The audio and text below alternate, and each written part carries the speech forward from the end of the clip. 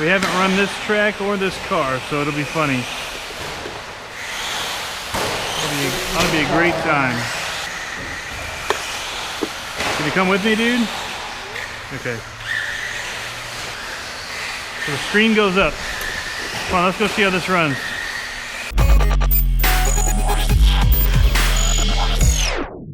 Hey guys, Tony here, CCxRC, and I want to give you a quick timeout to give you a little bit of a backstory.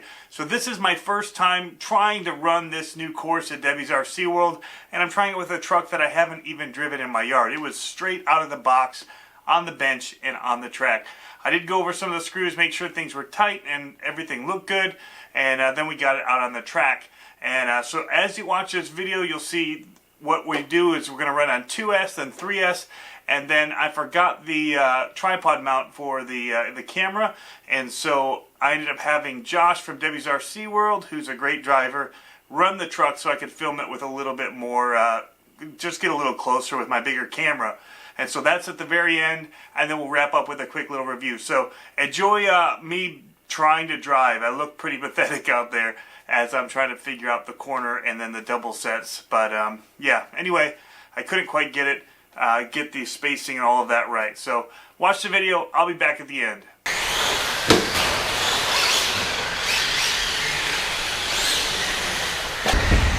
You want to stand here where you can reach, or you want to stand with the opening right here? That'd be probably good.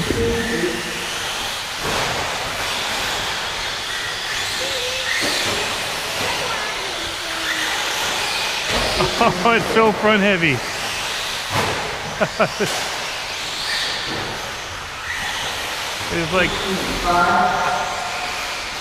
It is like a tank.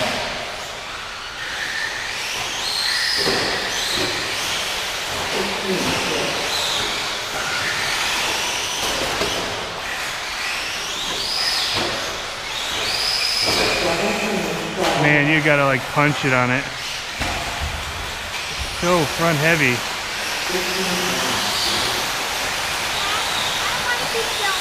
No? Okay.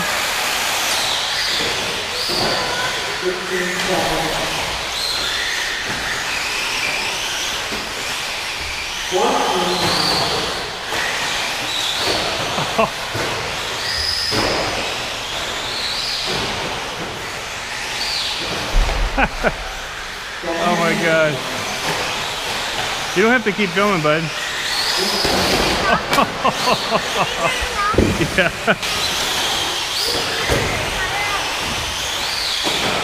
Man.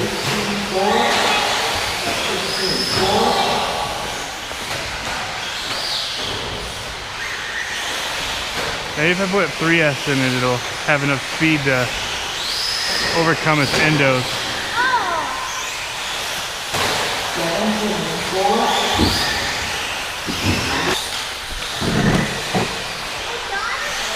No, we're gonna try something else.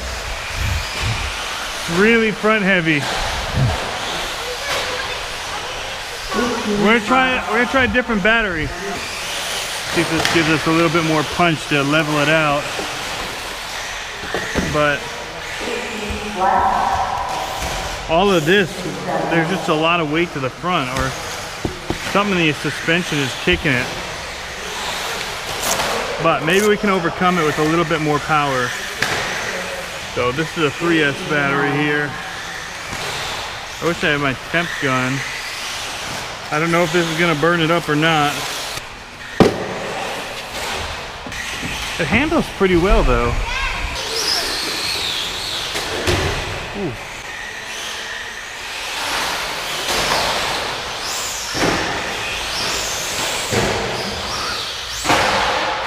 Oh, now we got too much speed.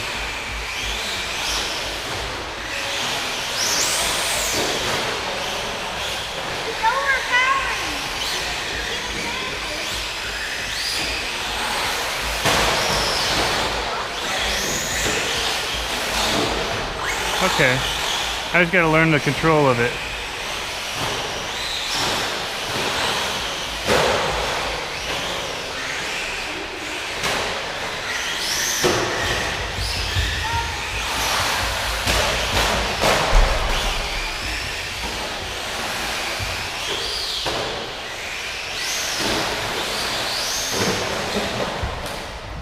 Oh.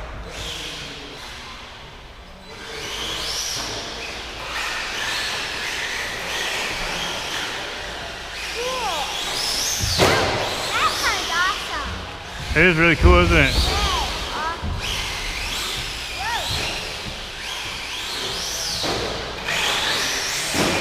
Off the track and back in.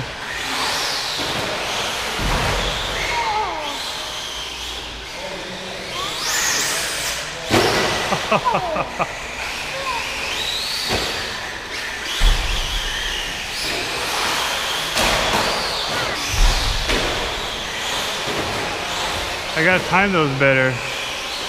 The tires actually don't feel too bad for out of the box.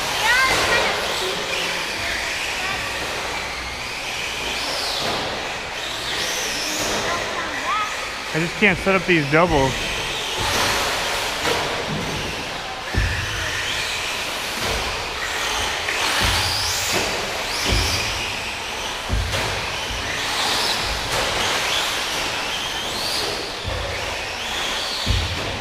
There's driver error on this back end here. Oh.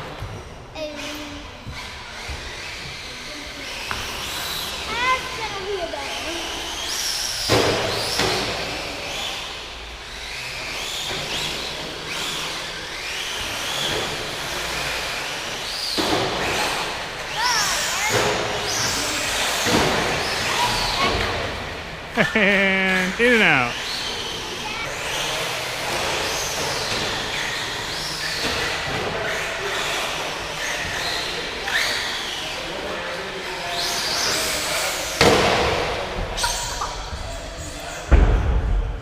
There it goes. So see what we did there. See what we did here. I think it's a plastic spur gear. Somebody just stripped it out too. Oh yeah, it just slid off. You're right. What's this slid off? What just slid off? That's, as long as we got the piece, that's an easy fix. But we don't. If we don't have the piece, then we gotta go get the piece. On the track? Oh, it's still got the screw in there. Alright. It's a grub screw, so let's slide this back in. This must not have been tight enough.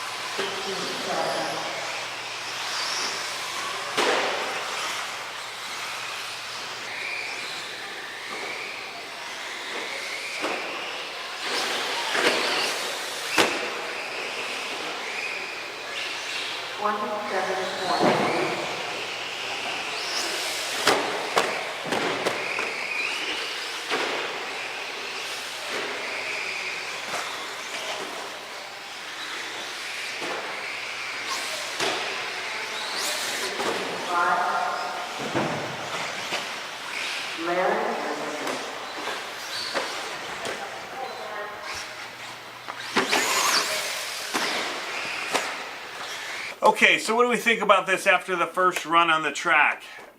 You know, it was a lot of fun to drive. That's the first thing that I'll say. It was fun to drive. The tires actually hooked up a lot better than I thought they would because it's got these kind of big, knobby, street-looking tires on it. And actually, when you kind of just squeeze them, they kind of fold in and collapse in. The foams aren't super great in there. There are foams, I believe, in there. It feels like you're hitting a soft spot before the rim, but they're not very thick if they are in there. But it hooked up on this track pretty well. I was shocked at how well I was able to corner. It slid when I wanted it to. It grabbed when I needed it to. I can't help that I couldn't corner that back section to save my life to set up those doubles, the 2 sets of doubles in the back straightaway. But everything else cornered really well, coming through the S-curves, coming back around the front. And even Josh, who I had drive this so I could film, said he was shocked at how well that the tires actually did out of the box. I'd showed them to him ahead of time how, soft these were and how they just kind of compressed so easily. So one of the things I did see was, the body cracked here. It cracked in the front and along the front fender here. Funny enough, that's kind of where my other trucks tend to crack. Something to do with the way I drive. The front end is a no-brainer because of how hard we endoed or straight landed into a few things. The bumpers held up well. I was questioning that when I unboxed it. Everything else seemed to do pretty good. The one thing was that pinion came off. I'd gone through the truck and I tried to tighten down all the screws. I did not go through and add blue locker to them, or blue Loctite, and I should because of the metal into metal. So I'll want to go back through the chassis and add some blue locker in here. We've got some that we're going to want to put on the motor here because the motor mount is metal to metal, and then the pinions. So there's a few things that I need to go through. I didn't have any blue Loctite with me, and so that kind of cut our run short because I'd already done it once and I didn't want to do it again without the blue locker, because you have to basically take this whole thing off, and then you can access the pinion screw set through the bottom, but you have to take this off first. So I didn't feel like doing that. We had to get home anyway for dinner, my son and I, and so we just left it where it was. Everything though looks pretty good after I was done. The suspension may need to be adjusted. That may be why I was endoing so bad. The back end does seem a little bit mushy, and so maybe I was just kind of kicking because of that. But I would actually think it would need to spring off it more in order for that to be a problem. But I don't know. We'll see. We'll have some people look at it, see what they think as well. Overall, though, it handles really, really well. And it was a lot of fun to drive. Really responsive. The servo did pretty great for being a completely blacked out servo with no specs on it.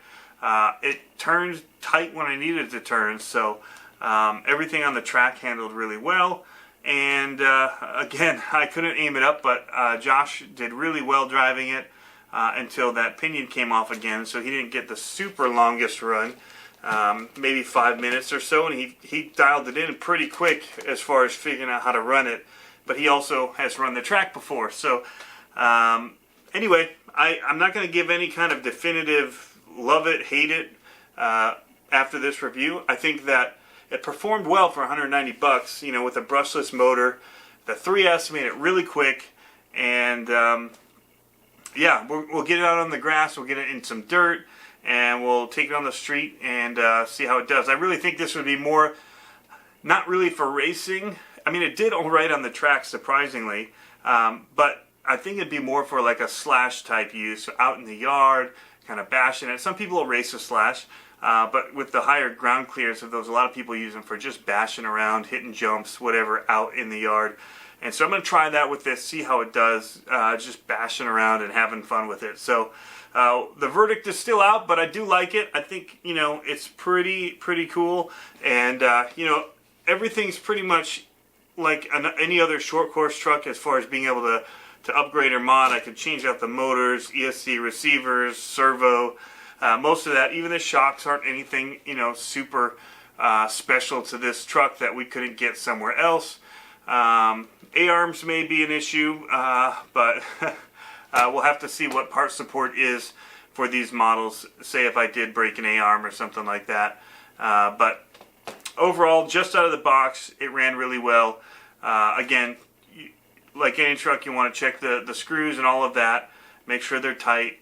And, you know, if it's metal to metal, make sure that you have blue Loctite in there. Something I didn't do. So that's the first run of the SST 1933. Thanks for tuning in, guys. And as always, have fun RCing. We'll catch you next time.